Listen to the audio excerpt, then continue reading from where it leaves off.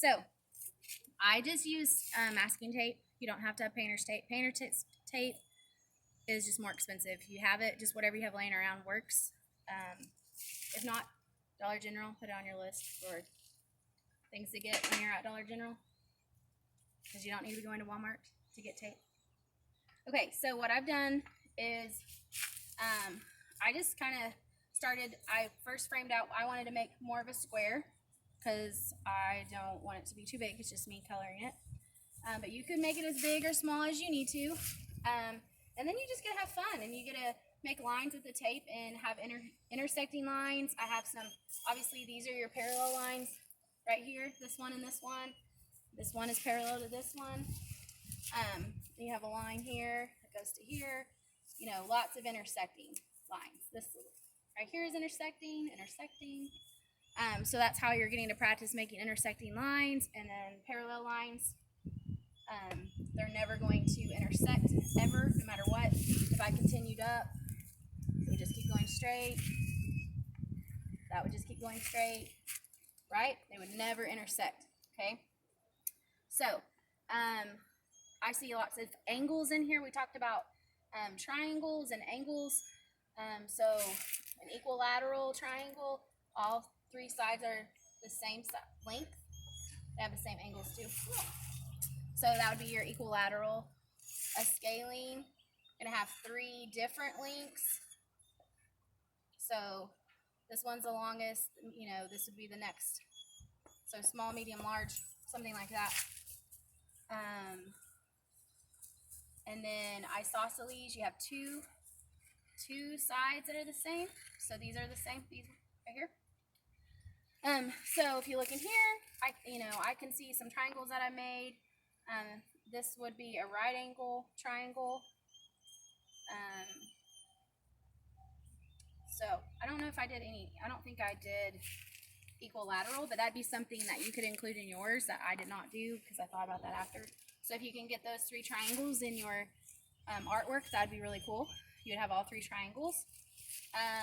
When we talked about angles, you know, acute angle is less than 90 degrees, right angle is 90 degrees, and obtuse is more than 90. When they look, you know, right angle looks like that. We talked about it looks just like an L, or kind of like a square, like a corner of a square. Gross. Obtuse is more than that. This is where the right angle would be, so this would be 90 right here, and this, that worked out nice. And this is past it. And then we have acute, which is a cute tiny angle, right? Because it's tiny. Cute tiny angle.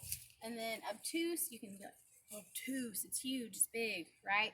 It kind of sounds like the word obese. That's kind of how I remember it.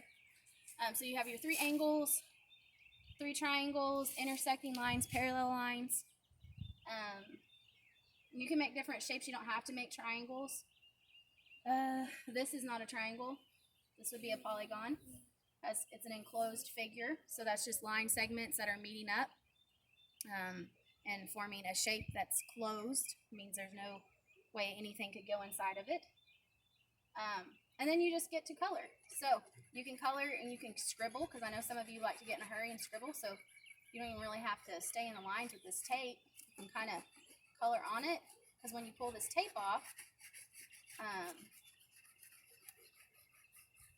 there'll be a nice crisp line of chalk, so you won't have to worry about that. But it's something for you to do, and it's also including angles and triangles and intersecting lines and some polygons. So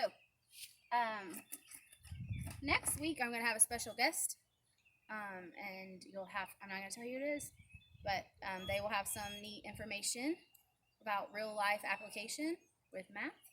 So it'll be fun, and then I think you'll like the assignment that we have, and I think your parents will like it too.